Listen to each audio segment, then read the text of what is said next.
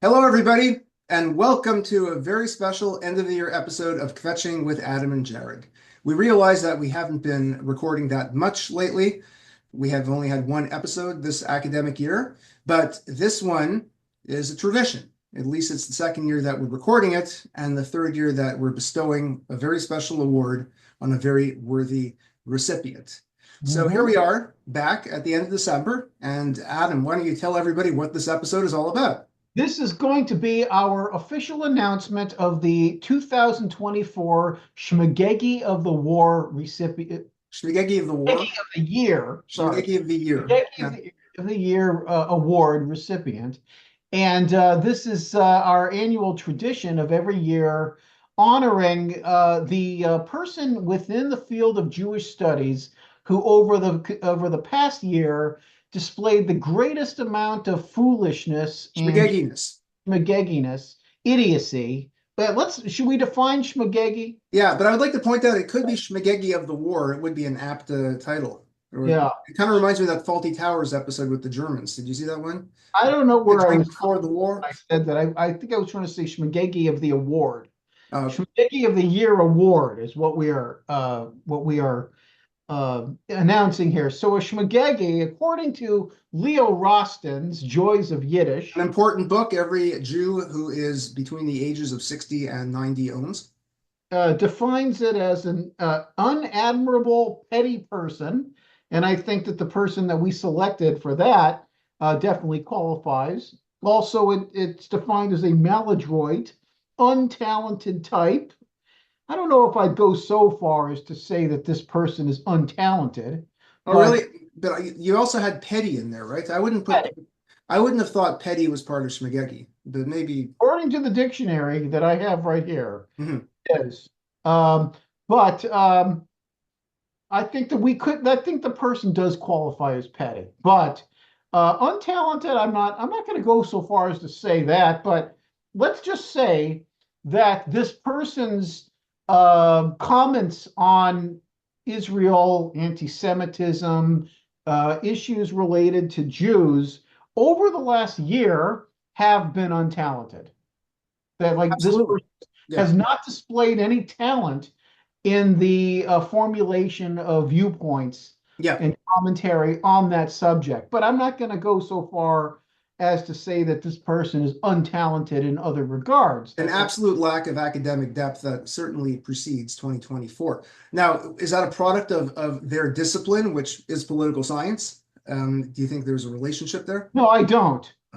Um, I mean, if As a historian, I'm kind of I inclined can to. ask the same question about last year's selection of That's Omar. true, but he's written some important books. Well, so was our selectee this No, she year. hasn't. She wrote a reader of an edited volume, which I think is fairly decent. I You don't think know. that's a good book? I don't know. It's got a little bit more viewpoint diversity in it than I would ordinarily expect. So I don't Right. know. Okay. Well, I All haven't right. read So it. then the third part of Leo Rosten's definition is a sycophant, a schlepper, a whiner, and a drip. So I think that all of these things characterize the person that has been selected. Do we have to define schlepper too? I think our audience can figure that out. Yeah, yeah. We Use could their have a whole series of awards, and I'm still voting for that we have an annual award ceremony called the Schmegeggies. And because we have our what's the term for our previous year Schmegeggi who still holds some sort of rank? There's a term for that. What do you mean? Well, you call the person the outgoing Schmegeggi of the year. He still has The lame duck Schmegegge. yeah, Omer Barkov is the lame duck Schmegegge. yeah. Okay, yeah. So there's a term. Right? Mm-hmm. Do we have a Just like Joe Schmegeggi at Biden, large? just like Joe Biden is the lame duck president, uh, Omer Bartov is the lame duck Schmegegge. Well, he's only lame duck Schmegeggi You for another know, I five would say minutes. that once a Schmegegge, always a Schmegegge. Oh yeah, yeah, yeah, for sure. Yeah, no, it's Yeah, it's like yeah, it's an inherited identity. exactly. Once you've inherited it, yeah. Right, Once exactly. it's been Yeah. You bestowed. you join the pantheon. In fact, that word is used in our statement. Yeah, Um, which we'll get to momentarily. But I just want to say a word about last year's Schmegeggi. I mean, he is a worthy recipient for it again this year. It would have been like almost, if he hadn't gotten it last year, it would have been a no-brainer to give Omer Bartov the award again this year. Um, Certainly, Omer Bartol was a leading contender. That was someone that we did consider giving the award to again this year, but Yeah, we ultimately selected someone else. yeah, yeah, yeah. So we're gonna get right to And it. this doesn't in any way, shape, or form, suggest that Omer Bartov is not, eligible. Like he's certainly someone that definitely was a Schmegegge this year. Yeah, for sure. Right. And the first, our very first Schmegegge, Peter Beinart, was he was a little bit more quiet this year. I don't think He's he had, gotten a little bit better because he hasn't really weighed in as much on the post 10-7 aftermath. yeah, well, he actually accepted the award. Omer Bartov, well, I guess Omer Bartov did too because he blocked me on Facebook and clearly He blocked tried. me on Facebook. He blocked you too on Facebook? Blocked me on Facebook. He didn't block me on Facebook. He blocked me on X, Oh, okay. and he also blocked Moshe Bernstein on X. Uh-huh. So anyone that brings up the Schmegegge of the Year award gets blocked. So he Right. doesn't even acknowledge it. I think that he's a very poor sport. Whereas Peter Beinart is not a bad sport. I'll give him that. I'll give Yeah, him. no, he's a journalist. I think journalists, Uh, for all their faults, seem to have a thicker skin and tend to not take themselves as seriously as academics do. he's also a public figure, much more so than Omer Bartov. And Well, so he realizes aspires to, that, huh? Bartov aspires to being a public figure. But he isn't. And if he ever does reach that level, he's got to learn to have thick skin, which Peter Beinart understands that he's fair game for all kinds of, humiliation. So at any rate, we haven't even announced our Well, we winner. will in a sec, but we also have to mention the Twerp of the Year award, which goes to the same person as last year. Oh, we're not officially awarding a Twerp of the Year Well, award. it's kind of an eternal award, isn't it? It's I a guess. I he, guess. he has that award until someone steps in to out-twerp him. This is not an official JSCN award, the twerp, No, no, that's true. right? But the Schmegegge is. Yeah. All right. Well, drum roll, Adam, as usual. I don't hear a drum roll. You don't hear a drum roll. No. Are you hitting your table? Yeah. Hear mine? Vaguely, a little bit. Okay. I don't understand why you didn't hear that. That I made that very loud, I but heard nothing. okay. All right. Well, we don't have the ability to provide a drum You have roll. an air horn? Wait, hold on. I got something perfect. Hang on a second here. I got Here's it. my air horn. I got it. It All right. barely registered. But anyway, yeah, this registered much better. You hear that? Yeah. Did you hear my horn? No. You didn't even hear the horn? Squeeze it again. Oh, there you go. What? That's not, there you go. Not much of a horn, but it works. It's Okay, I won't ask why you have that. But in any case, we have our announcement, and our winner is, ta-da!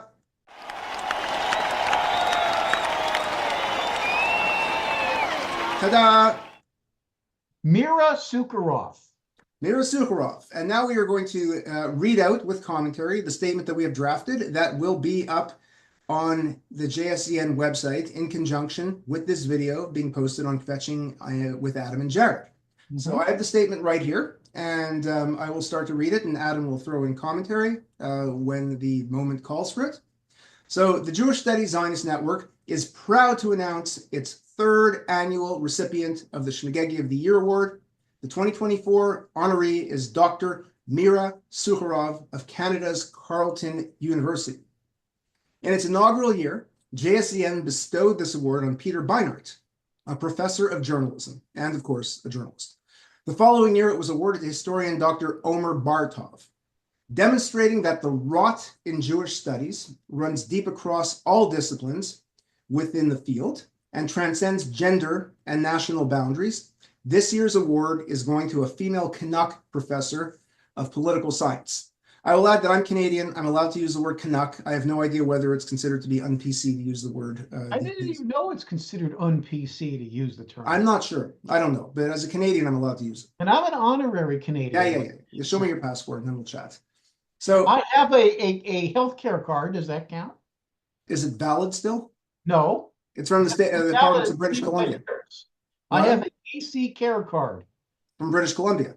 from British Columbia. Okay, Exactly. well, yeah, I think Mira spent a lot of time living in British Columbia after hailing from Winnipeg I originally. also have a social insurance card from Canada. Okay, well, that means you worked in Canada because the second you had a job, It gives me the ability to work there. Yes. well, no, it means that if you ever get the ability to work there again, that number will be enacted. That's right. Yeah, Yeah. you don't have the right to just go there and get a job. Right. Yeah. Yeah. All right. Well, as Adam wrote in this very well articulated statement, Sukharov has been a consummate, good word, Schmegegge for many years, but it was not until 2024 when her foolishness really reached the highest proportions. This year, Sukharov accused Israel of a policy of mass starvation in Gaza and indiscriminate bombings of civilians, while whitewashing the evils perpetuated by Hamas.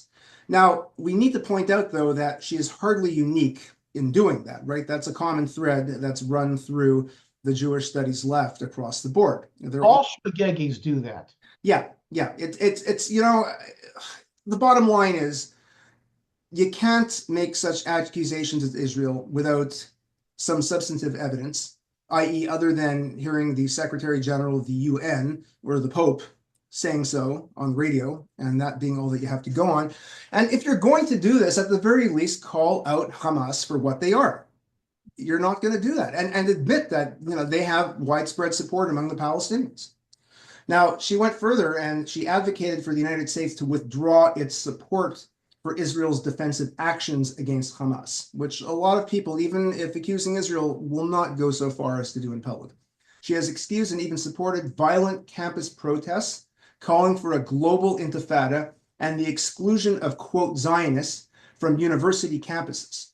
Now, I will say, though, if you confronted her about it and really twisted her arm before she would, break out into an and not answer you, she wouldn't say that she supports violence against Jewish students. But the Mhm. point is that she supports demonstrations where there are clearly violent overtones and very often violent actions.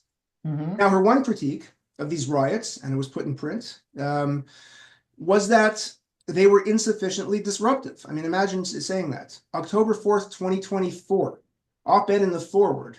And so this is October 2024. It was only this year. It was only 2 months ago that she wrote this. Wow.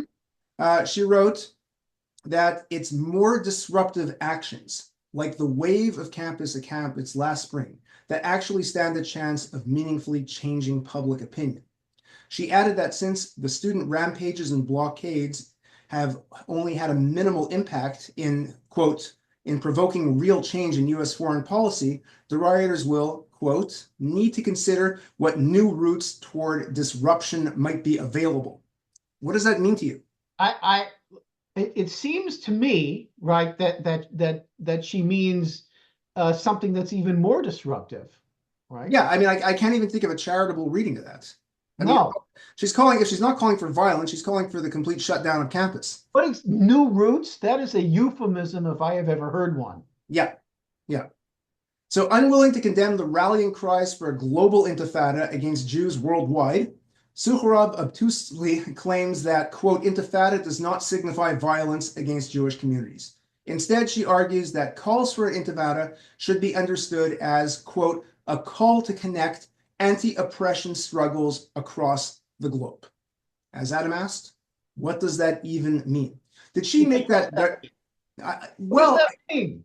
well, all oppressions are linked, as intersectionality has it. And Okay, so I understand that being an idea that's floated in the academy. yeah, Fine, get it. I don't agree with it, but I get that that is the idea. What does that have to do with the Intifada?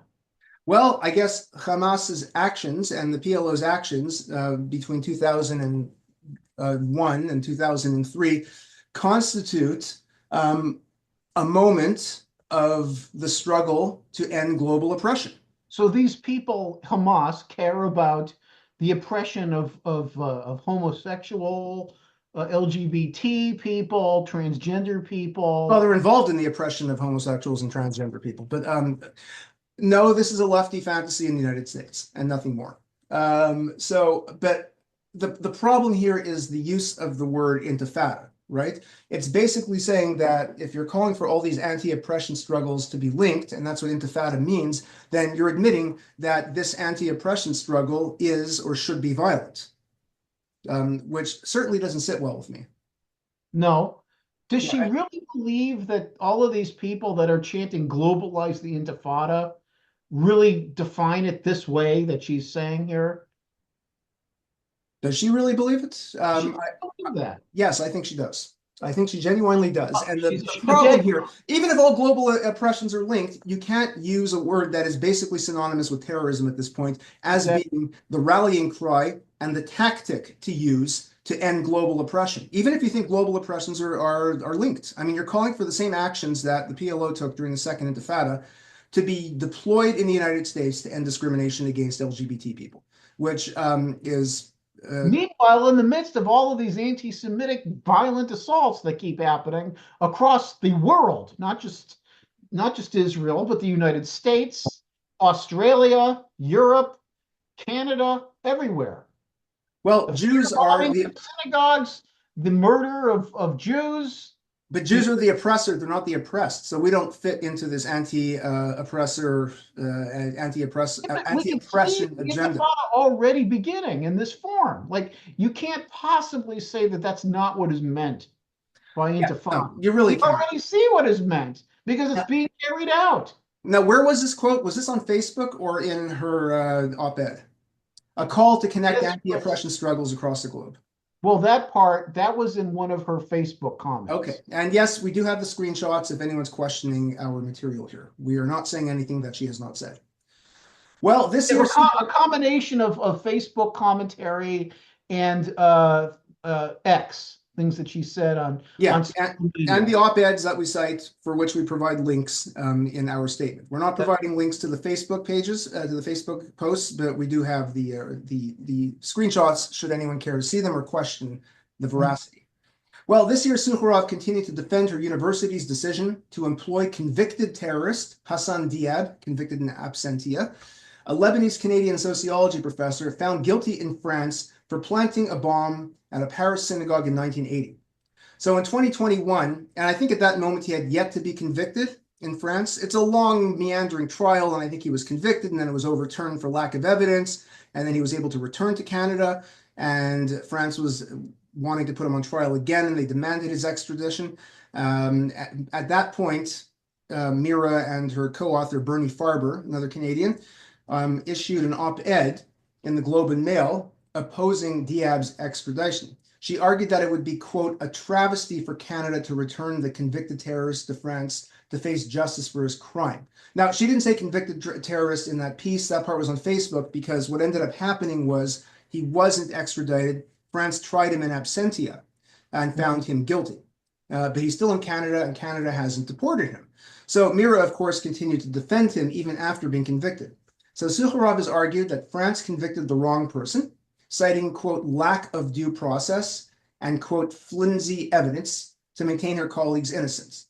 Despite Canada's extradition treaty with France, Sukharov, a professor of international relations who should understand the importance of respecting diplomatic agreements, insists that it is reasonable to disregard the rulings of a liberal democracy, a liberal democratic ally's free and fair justice system simply because she disagrees with the verdict.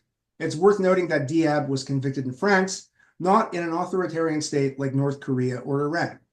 Or even in the United States, I should add, because the United States, very often, Canada and other countries won't deport to the US because the US has the death penalty. This cannot be said of France, which near as I can tell's judicial system in terms of punishment doesn't function that differently from Canada's.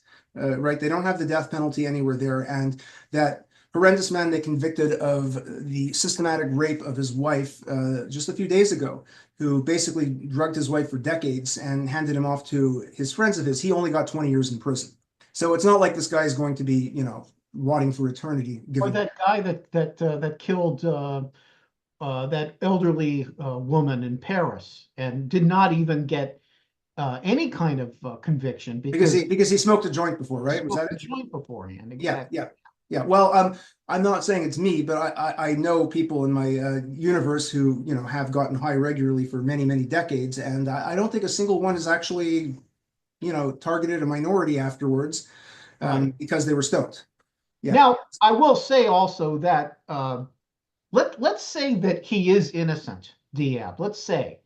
Um, France is capable of working that out, right? So he apparently would probably have, presumably, some kind of an appeal process. Hmm. If in fact it was a lack of due process and flimsy evidence, France has the mechanism for some sort of appellate system, right? Yeah.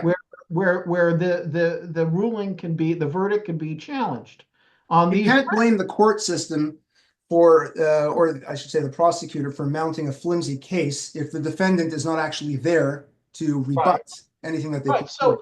So presumably he can go back and make these arguments. But he's been at this point, he has been convicted of this crime, and your country has an extradition. Actually, I shouldn't call it your country anymore. I'm You're in still a Canadian citizen too. what? I'm a dual citizen. Okay, well, I've got dual loyalty. I don't like dual citizenship. I've I got think dual loyalty. loyal to one country. But anyway, the point is that uh, what was my point? Where was I going with that? That France is not Iran or North Korea. France is not Iran. France is not North Korea. So if you have an extradition treaty with France, you should return this guy to France Exactly. and deal with whatever issues there are with the way in which the verdict was made. Now, where did she write lack of due process and flimsy evidence, which are direct quotes? Was that from the article, the op-ed, or the Facebook post? That was a Facebook post. Okay, yeah, because that was post-conviction. Right. I'm assuming she would have read the court documents, quite extensively, and had her lawyer, her criminal lawyer, consult them over so she could make a case for it being flimsy evidence, but I suspect not. Just Mhm. a hunch. She does not have a degree in criminology, I should add. Now, here we have some of her words on the pogrom that took place in Amsterdam in the fall, and I'm comfortable using the word pogrom in this context. Pogroms need not result in mass death. One need only look at the pogroms that took place in 1881, the first wave of pogroms in Tsarist Russia, and there were not that many casualties. And the casualties gradually went up over the years, but initially it was not. It was more about provoking terror, smashing windows, and really injuring a lot of people, and then killing a handful of them. Now, regarding last fall's pogrom against Jews at a soccer match in Amsterdam, I'm sure our viewers remember the incident. Sukharov refused to unequivocally condemn the anti-Semitic attacks for what they were. Instead, she shifted the blame onto the victims, suggesting they provoked the violence against them. While it is likely that a small number of Maccabi Tel Aviv supporters may have engaged in reckless and indefensible behavior during the tournament, and they did, we've seen the videos, they most certainly did, Mhm. this in no way justified the organized and possibly premeditated violence perpetrated against Israeli fans as a whole. Now, I want to say something here about my choice to use the words organized and premeditated in here. I did some extensive, fact checking over the last day or so, and there were numerous incidents across the city, and many believe that this was orchestrated in certain respects. Much like Kristallnacht, this wasn't an outbreak of violence. I'm not saying this is on the level of Kristallnacht, obviously, which was planned by the national government of Germany. But it takes some coordination for this to happen across town and not in a limited space. The Jerusalem Post strongly believes that this was premeditated as well. Not everyone believes that it was, but there is some suggestion that for it to have been orchestrated the way that it was, it would have required a bit of advanced planning. So the violence committed by the Maccabi Tel Aviv supporters cannot be seen as anything other than an excuse, a post fact excuse, or whatever the term is, ex post facto excuse. Now, Sukharov, so any comments on this further, Adam? No, no, Okay. no.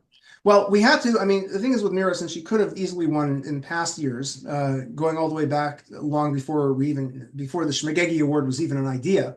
So we have to mention a few things from her history that In she's done. fact, she was a contender last year. Oh, she was? Yeah, She we was. got, We talked about her. Her name was floated around. yeah. In fact, I think she was in the poll that we conducted Okay. last year. Yeah, but Bartov was just so off the charts that he had to get it. That's right. That's it. But so she was a contender last year, and I think she was in the conversation in the first year. Probably. Yeah, Yeah. because as we will show here, this goes way back.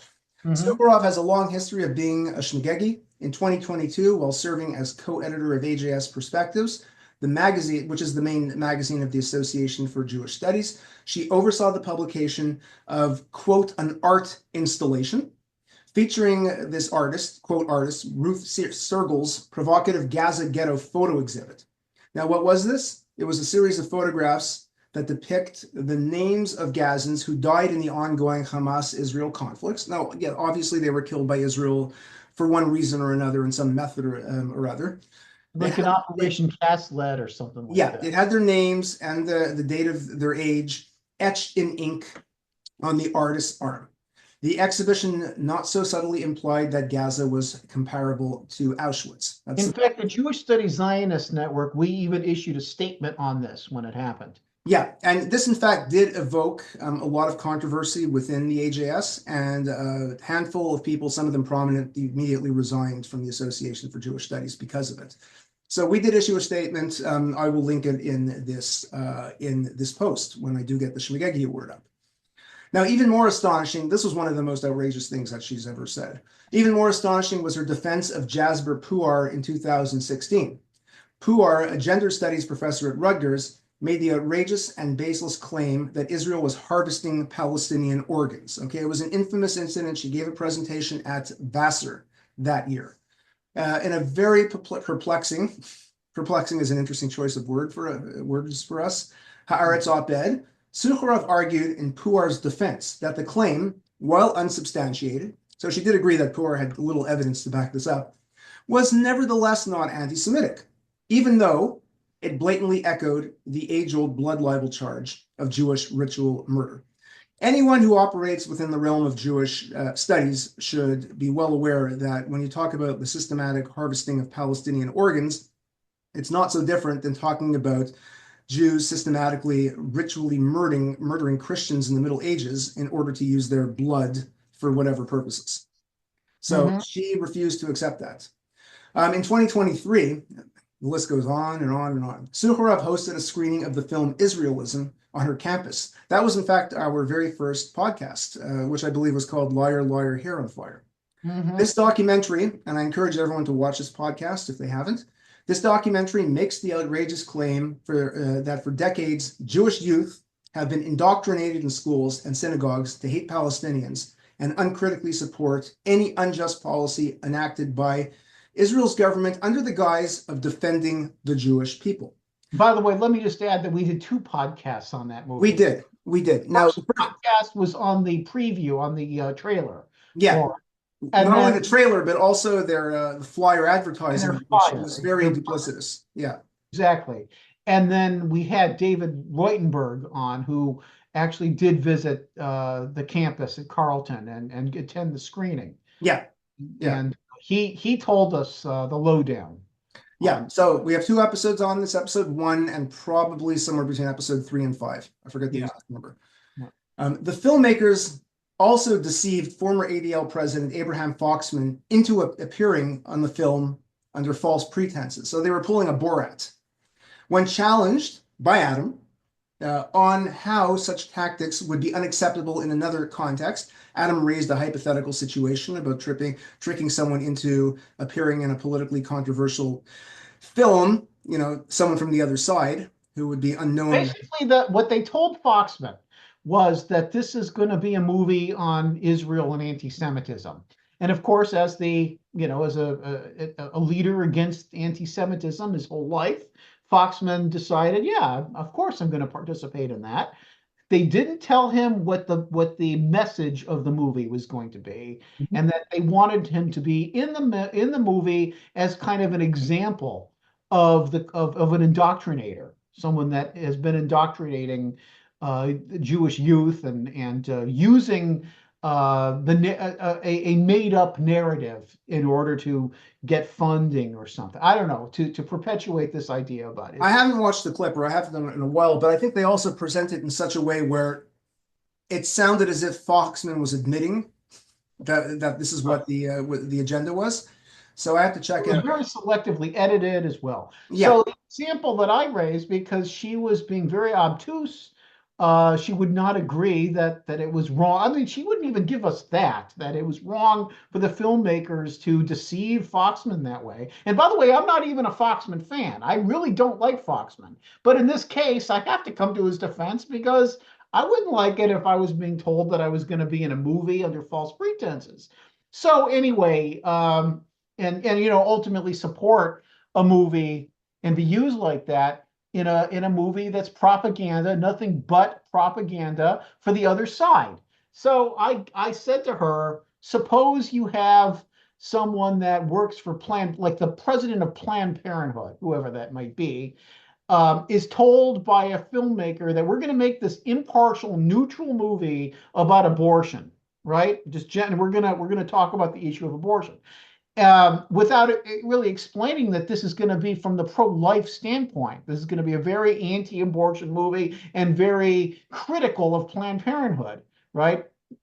Neglecting to mention that. So I put that forward to Mira as a hypothetical, and her only response was, um, um, yeah. Now that this was all it. transpired. This transpired on Facebook, and it was a pretty heated discussion. I did go back to that Facebook page to try to find the quote, but it's been many of the posts on that very long post were many of the replies were selectively removed, including everything that I did when I weighed in. That was Samira blocked me after that. I think that was the third time she's unfriended and blocked me. Well, she unfriended me a little while ago and then blocked me this time. But I think I've been unfriended and blocked by her a total of 3 times on Facebook since 2017. So Mhm. the ban has yet to be lifted from her. All right, you're not blocked by her, right? Why she couldn't just say, "Yeah, that's a good point." Like what? I made it like a really good point. Like I basically there's no response to that other than yes, you're right or right. Yeah, Those are the so she opted for yeah, that was her response. So, in conclusion, we write that we believe that Sukharov has earned her way into the Schmegegge pantheon. We have no doubt that she will continue to grace us with her inanity. Is it inanity or inanity? Inanity? As the years unfold. We do hope that she proves us wrong in that prediction and instead develops greater clarity and wisdom. That's very but optimistic of you. we doubt it. We doubt it. Okay, so I we'll put end on that a in there at pessimistic the note. end to be a little bit not optimistic. I don't expect it, but to kind of end on a slightly positive note that I guess we're all capable of change. Yeah, but she So changed in the other direction. She used to be a Zionist. I mean, that's the point of her. You were talking about her scholarly output before, and her last book was basically a memoir.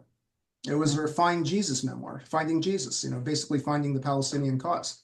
hmm Yeah. hmm So no, I don't think there's any switch happening. I don't think there's been a wake-up call for her since October 7th, as there has been for a lot of other people who I would call anti-Zionists, at least in public. They're not really saying anything at this point. Look, if none of these horrific things that have happened could change her back to Yeah, reason, I don't really see any chance of it. But who knows? I yeah. guess it's Anything's possible. possible. I Well, I have think to say, I want to add though that as I was writing this, and you weighed in a lot. You helped in making some really good decisions in word changes and so whatnot. did ChatGPT. I have to give ChatGPT credit. I had to work in conjunction with it. I didn't just dump it Uh, in and cut it out, but it all right. Well, anyway, so as I was writing this, I felt a little bad. In fact, I've written the last two, all of the Schmegegge statements, and I've always Bernstein wrote the first one, and Moshe That's wrote the first one. no, did he? Yes, you're right. I think you're right. Yeah, Bernstein wrote the Binar word, and I wrote the Bartov one. But so as we're writing as I was writing this one and last year's, um, I felt a little bad. Like do I really want to like this is kind of beneath me or something, right? To be this ridiculous and call people out like this, but as I'm thinking that, I'm thinking no. Considering just how much insanity is believed in academia and perpetuated by academics. And the fact is that Dr. Mira Sukharov is one of the leading proponents of this insanity. I don't feel bad about it at all when I think about it, you We didn't know. do anything wrong here. No, we have everything based in facts. We're not name calling her names except for But we the word are. We're calling her Schmegegge. Schmegegge, but that's true. It's She the is name a of our award. And moreover, we're not calling for her to be targeted, to be canceled. Absolutely not. Not at all. She has the right to retain employment at her university. Her colleague in sociology doesn't and should be in a jail cell in France, but that's another story. So no, right. there's nothing duplicitous here. People could say that, well, you shouldn't be calling people schmegeggies, but this is our lighthearted, humorous touch that we add to our illustrious podcast. And let's just say that there are some members of JSCN that prefer that we use even harsher language Oh than yeah, yeah. No, I have a good friend who, when I've updated him on Bartov and all that, he said that's all he is, a Schmegeggi. I mean, he should be a Schmendrick or far worse. right. And Yeah. so maybe Bartov's been upgraded from a Schmegeggi to a Schmendrick this year. Yeah, I think that's a reasonable conclusion to reach. Yeah, Hmm. no, no, you shouldn't feel bad. You did everything very properly here, and I was very careful with the editing to make sure we're not making any false claims here about any of the events in question or her commentary on it. Hmm. We're responsible people. We are adults. Right. Right. All right. Well, But some say that this is kind of beneath, scholars like us, to be putting out. that's more of a sad commentary on the stilted, sanctimonious nature of academia than on us. Hmm. Yeah, yeah. We Right. have the right to be beneath people, especially the people in question here, and I don't really think that makes us beneath them. Uh-huh. Well, I'm just so offended by these people that I don't care. Yeah. No, this is some of this stuff is really offensive. Yeah, absolutely. Hmm. And she also gave it an end of the year weigh in on the state of the discourse. And she basically concluded that the Palestinian narrative is correct and the Israeli one is incorrect. Yeah, that was her last remark on the subject for the year, unless she decides to weigh in again. Hmm. All right, everyone. I thank you all for watching. I would love to post this on her Wikipedia page, as we tried to do with Beinart and Bartov, and then I got banned from editing Wikipedia. But it seems as if Mira Sukharov doesn't have a Wikipedia page, Hmm. which Hmm. kind of Well, surprises it'll me. be interesting though to see what response we get. Like, will she go the route of Peter Beinart, or will she go the route of Omer Bartov? What do you think? That's Probably my just response. I think she's not going to respond to anything. uh-huh. Well, Well, we'll tweet it will to her. anybody respond? Like, so people in her universe might respond. It's possible. Someone Hmm. might respond. I'm sure someone will send her the award, noting that she has received it. Uh-huh. And I think our eternal twerp would comment on it perhaps if he were still on Twitter, but he's not on Twitter anymore. So Oh, right. Yes, I he remember. quit. And in his final two tweets, his final tweet, and then his final headline tweet before he locked everything and deleted everything, was an attack on me. Not by Hmm. name, but it was I think a blatantly. lot of them are moving over to Blue Sky. Yeah, I have not created a Blue Sky account and I don't really want to do that. Yeah. Yeah. I'm not even really on Twitter anyway. Facebook is enough. Hmm. All right. Thank you all for watching and read the award carefully and admire the trophy. Admire the handiwork. Yes, and Chag Sameach to Chag everyone. Sameach to everyone. Merry Christmas. Happy Festivus across the Yeah, that's board. right. We Hanukkah. can't forget about Festivus. Hmm? Can't forget about Festivus. Absolutely not. It's tomorrow. Right. And Hanukkah starts on the 25th. Hmm. All right. It Thank you, always everyone. starts on the 25th. Hmm? It always starts on the 25th. Hanukkah? Yeah. What are you talking about? Hanukkah always starts on the 25th of Of Kislev. Kislev. Right. Okay. Well, there you go. Okay. All All right. right. Thank you, Have a everyone, and happy holidays.